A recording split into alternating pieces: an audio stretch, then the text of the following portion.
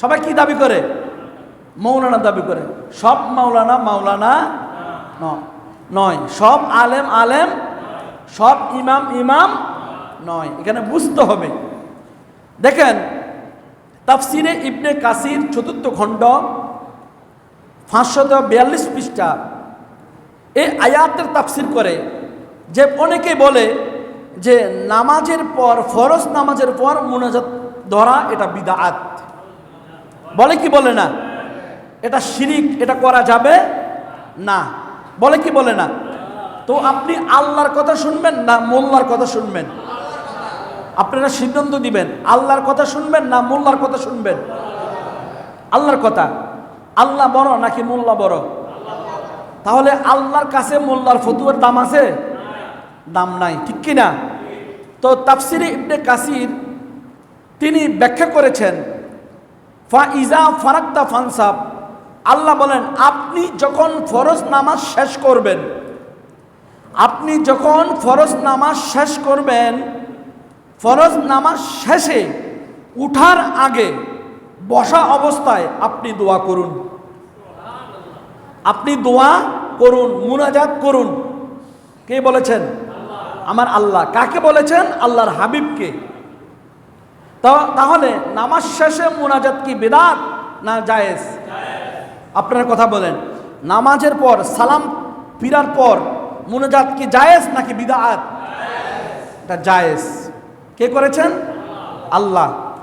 তো তাফসিরে কাবির 11তম খণ্ড 208 পৃষ্ঠা আল্লামা ফখরুদ্দিন রাজি রহমতুল্লাহ আলাইহি এই তাফসির করছেন, ফাইজা ফারাক্তা ফানসাবের তাফসির করছেন যে আপনি যখন, হে হাবিব, আপনি যখন ফরজ নামাজ থেকে ফারেক হবেন, আপনি যখন ফরজ নামাজ থেকে কি হবেন? ফারেক হবেন, অর্থাৎ আপনি যখন ফরজ নামাজ শেষ করবেন, আপনি আল্লাহর নিকট দোয়ায় নিয়োজিত হন। আপনি আল্লাহর নিকট মুনাজাতের মধ্যে কি হন? নিয়োজিত হন। আপনি আল্লাহর কাছে চাইবেন, আপনি যা চাইবেন আল্লাহ তৎক্ষণাৎ তা দান করবেন আপনাকে। বলি সুবহানাল্লাহ। কোন নামাজের পর?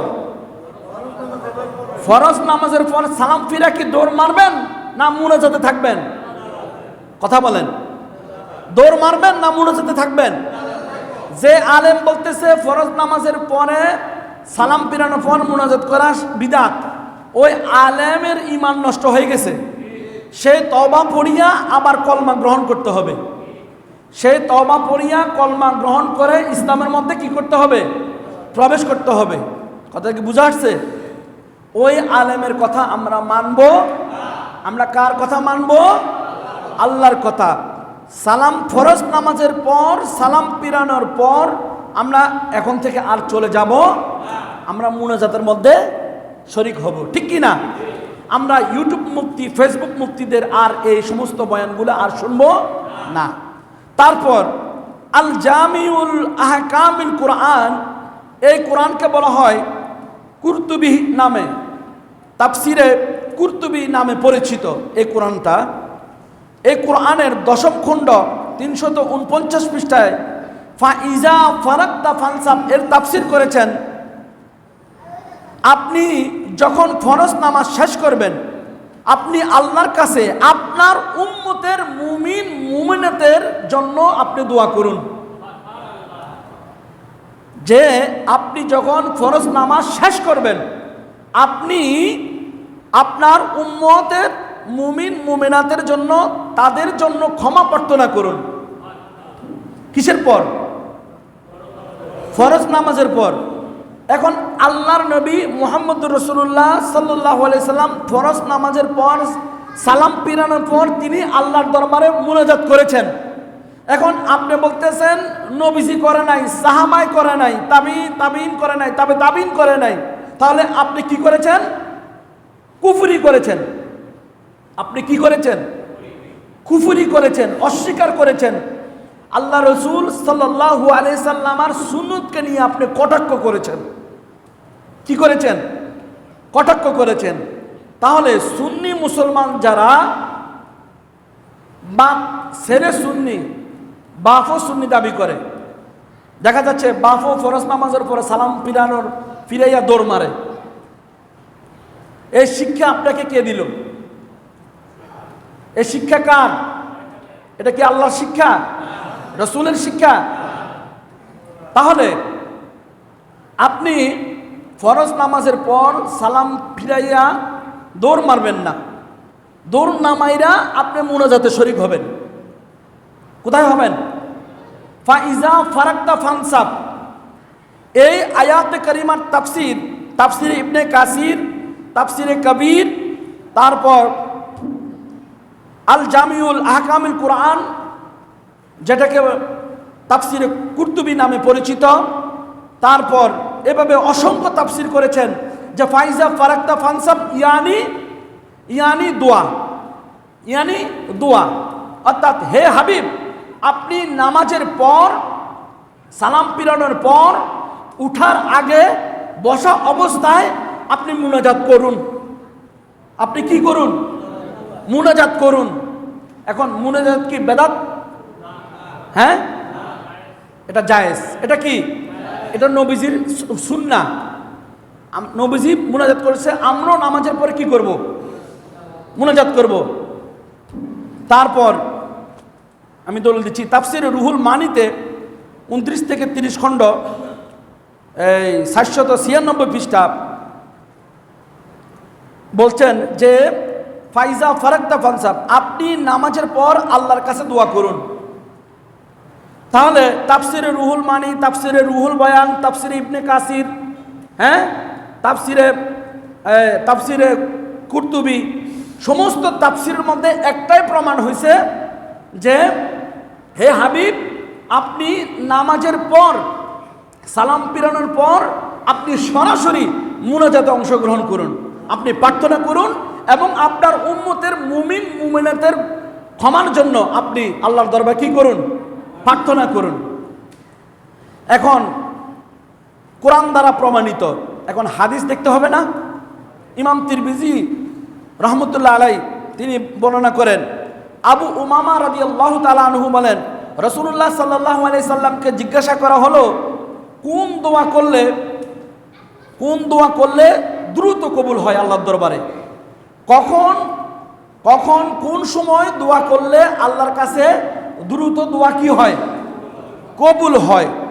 তখন রাসূলুল্লাহ সাল্লাল্লাহু আলাইহি সাল্লাম বলেন, গভীর রাতের শেষে এবং ফরজ নামাজের, প্রত্যেক ফরজ নামাজের পর মুনাজাত করলে। সুবহানাল্লাহ বলবেন না? গভীর রাতের শেষে প্রত্যেক ফরজ নামাজের পর মুনাজাতের সময় দোয়া কবুল হয়। ওই দোয়া আল্লাহ ফেরত দেন না, ওই দোয়া আল্লাহ কি করেন? কবুল করেন। হযরত মুয়াজ রাদিয়াল্লাহু তাআলা আনহুর হাত ধরে রাসূলুল্লাহ সাল্লাল্লাহু আলাইহি ওয়াসাল্লাম বললেন, আমি তোমাকে তো অনেক মহব্বত করি মুয়াজ, আমি তোমাকে কি করি? অনেক মহব্বত করি। আমি তোমাকে উপদেশ দিচ্ছি যে প্রত্যেক ফরজ নামাজের পর এই দোয়া তুমি ছাড়বা না, এই মুনাজাত তুমি ছেড়ে দিবা না। প্রত্যেক ফরজ নামাজের পর এই মুনাজাতটা তুমি করবা, আল্লাহুম্মা আইন্নি আলা যিকরিকা আলা শুকরিকা আলা ফিকরিকা হুসনুল ইবাদাতিক। তুমি প্রত্যেক ফরজ নামাজের পর কি করবা? মুনাজাত করবা।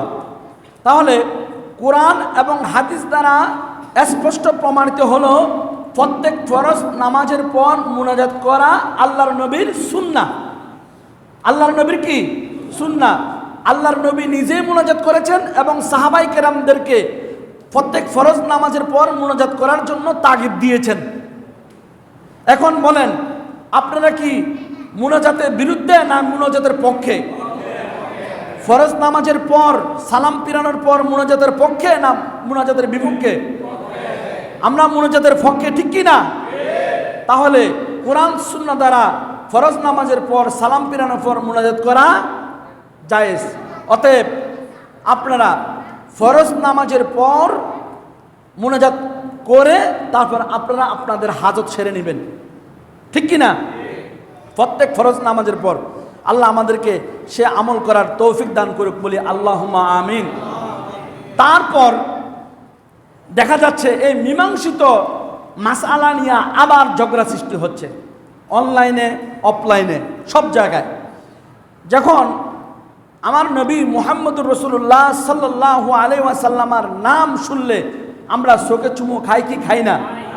এখন এই মীমাংসিত মাসালাটা নিয়ে আবার জাগ্রত হচ্ছে, সরব হচ্ছে, এটা নাকি বিদআত। বলি নাউজুবিল্লাহ। সবাই জানে এটা মুস্তাহাব, মুস্তাহাসান। এটা কি? মুস্তাহাসান। এখন এই যে আমরা কেন চুমো খাবো, এর কারণটা কি? দেখেন, কিতাবের নাম হচ্ছে কাসাসুল আম্বিয়া। হযরত ওহাব ইবনে মুনাব্বা রাদিয়াল্লাহু তাআলা আনহু, দেখেন বনি ইসরায়েলের একটা লোক 200 বছর